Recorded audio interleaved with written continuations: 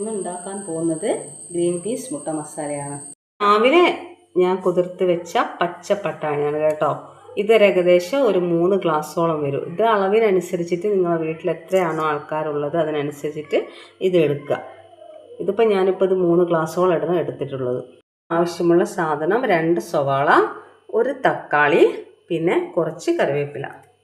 അപ്പോൾ നേരത്തെ കഴുകി വൃത്തിയാക്കിയ പട്ടാണി നമ്മൾ കുക്കറിലേക്ക് ഇട്ടിട്ടുണ്ട്. അപ്പോൾ ആവശ്യത്തിന് ഉപ്പ് കൂടെ അതിലേക്ക് നമ്മൾ ചേർത്ത് കൊടുക്കുകയാണ് കേട്ടോ.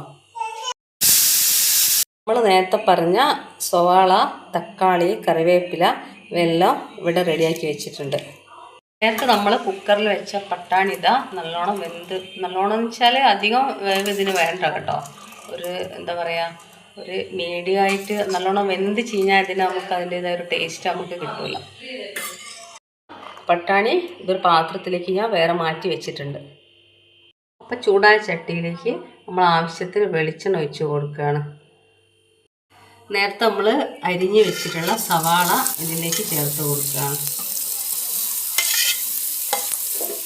ഇതിലേക്ക് ചേർക്കുന്നുണ്ട്. നമുക്ക് സവാള പെട്ടെന്ന് വാടി കിട്ടാൻ വേണ്ടിയിട്ടാണ് നമ്മൾ ഉപ്പ് സവാളയിലേക്ക് ചേർക്കുന്നത്. നമ്മൾ അരിഞ്ഞ് വെച്ച തക്കാളി ചേർത്ത് കൊടുക്കുകയാണ്. തക്കാളി ചേർത്ത് കൂടെ തന്നെ കറിവേപ്പില. ഈ സവാള വെന്ത് നല്ല നമുക്ക് ചെയ്യേണ്ട ആവശ്യമില്ല കേട്ടോ. അപ്പോൾ അതിൻ്റെ ഒരു ടേസ്റ്റ് നമുക്ക് കിട്ടില്ല. ഇത് തക്കാളി ഉണ്ടെങ്കിൽ ചെറുതായിട്ട് വാടി വരുന്നവരെ മുന്നേ ഇളക്കിയിരിക്കുക.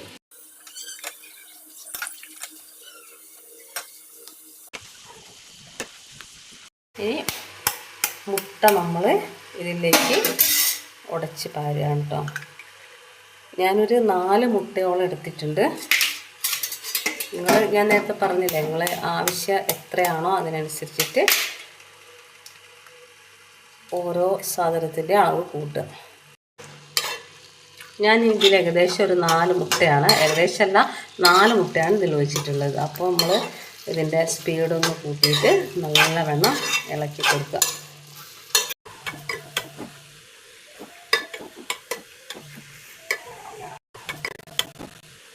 അപ്പോൾ ഇത് ഞാൻ നേരത്തെ വെച്ച ചട്ടിയിൽ കുറച്ച് സ്പേസ് കുറവുണ്ട്. അപ്പോൾ ഞാൻ തിരിച്ചിത് കുക്കറിലോട്ട് തന്നെ മാറ്റിയതാണ്.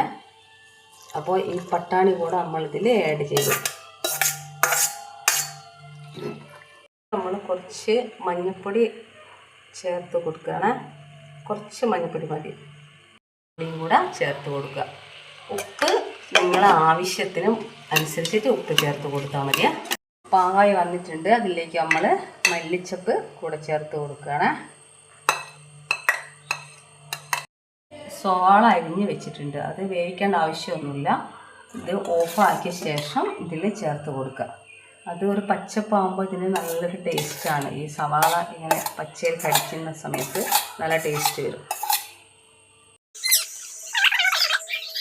ഗ്രീൻ പീസ് മുട്ട മസാല ഇവിടെ റെഡിയായി. അപ്പോൾ എല്ലാവരും ഇതൊന്ന് പരീക്ഷിച്ച് നോക്കുക. ഇത് എല്ലാവരും പരീക്ഷിക്കുന്നത് തന്നെയാണ്. സാധാരണ എല്ലാവരും ഉണ്ടാക്കുന്ന ഒരു ഐറ്റം തന്നെയാണിത്.